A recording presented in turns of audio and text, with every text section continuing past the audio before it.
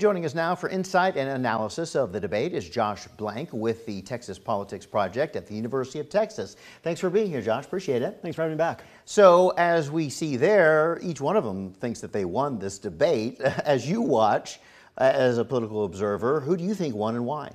Well, I think, this whole win-lose thing is a fun frame, but we do have to acknowledge the fact at the outset here that, for the vast majority of people who are going to vote in the 2024 election, their minds were made up. They were made up before last night, and they will continue to be made up regardless of what happens. And so persuasion was a small part of this, but a big part of it was also about partisan mobilization.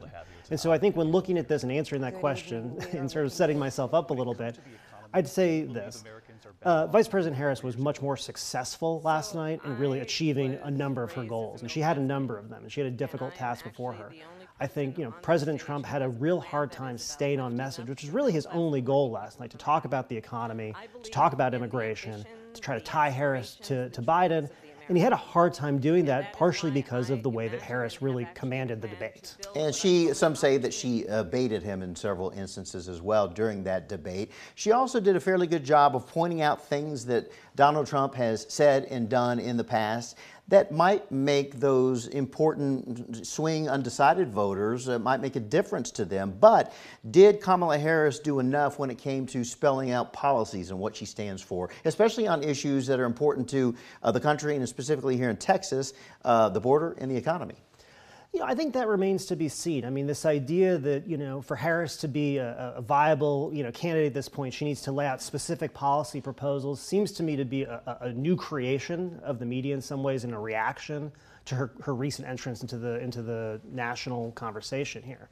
Had she gone through the primary process, we would have had a lot more time to pore over specific policy proposals. But I can't help but find myself somewhat, taken aback by the question sometimes, because I don't really get the sense that anybody is asking the Trump campaign for very specific policy proposals. And really all we know Well, is, just stand by, because that was my next question, well, but go ahead. Well, no, fair enough, though, Fair yes. enough. No, and I think, to the extent that we know anything about, the former president's policy proposals, we know that he's saying he doesn't support, this Project 2025 document, but that in and of itself is not an affirmative set of policies. Look, all that matters at the end is what voters perceive about this, and if they feel that Harris is a lightweight on policy, that could be a problem. Having said that, anyone who watched that debate is not going to come away thinking that the vice president is a lightweight. And I'm trying to come up with the exact phrasing that he used when he was asked specifically, did he have a plan for the economy? And he said something to the effect, and this is not the exact quote because I can't remember it, but something about it had the framework for it or something? It had to do with health care. So when he was asked specifically about healthcare, efforts to repeal Obamacare during his presidency, which ultimately failed because Republicans in Congress couldn't agree on what the replacement would be for Obamacare.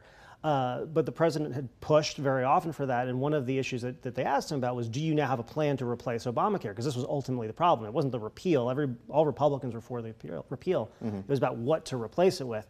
And this is where he said, and it's probably one of his larger gaffes in the night was, well, I have the concepts of a plan. The concepts of a plan. And I guess the acknowledgement was, after 9 years of saying you're going to replace Obamacare, you'd expect to have maybe something more than concepts of a plan. And that was a big social media moment, I think. Absolutely, yeah. And he probably knew the minute it came out of his mouth, too, that it was going to end up that way. But he does have some strong points as well. People rate him higher, generally speaking, in polls for the economy, for the border, for security in general, and things of that nature. Do you think he did a good job capitalizing on those strengths and turning it around to make it, to the argument that she's not as good in those areas? I think this is the area where Trump really did perform the weakest on the night. The vice president really clearly laid out traps to see if he would take the bait, and he really did again and again. So when given the opportunity to talk about the economy, to hammer Harris on the economy, to talk about inflation prices, to talk about the border, he couldn't help but go back to something that she said often about something else. And that was a real missed opportunity for him, because voters, and Texas voters in particular,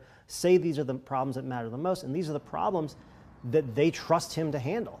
As we talk about Texas voters, the Texas Politics Project just came out with a new poll. You had already done a poll about the presidential race, but at the time, President Biden was still in the race. And so you redid the poll with, of course, Kamala Harris as the Democratic candidate.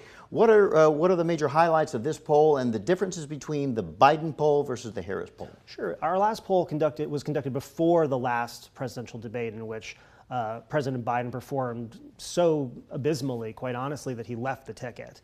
But at that point in time, Donald Trump had about a 7-point lead here in Texas. That lead is closed to about 5.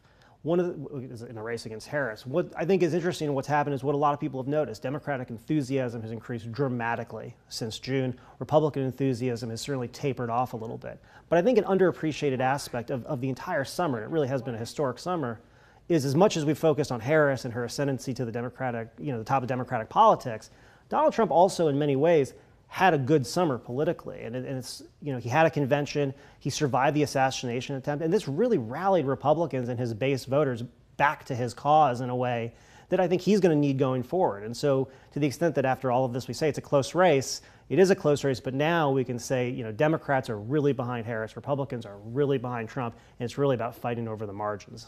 Yeah, and that margin, I mean, all these polls are just like within the margin, most of them. So well, so you know why? Because the race is like that. Yeah, it's just like that. Good point. Nice way to put a period on it. Thanks for joining us, Josh Blank with the Texas Politics Project. We appreciate your insight as always. Thanks for having me.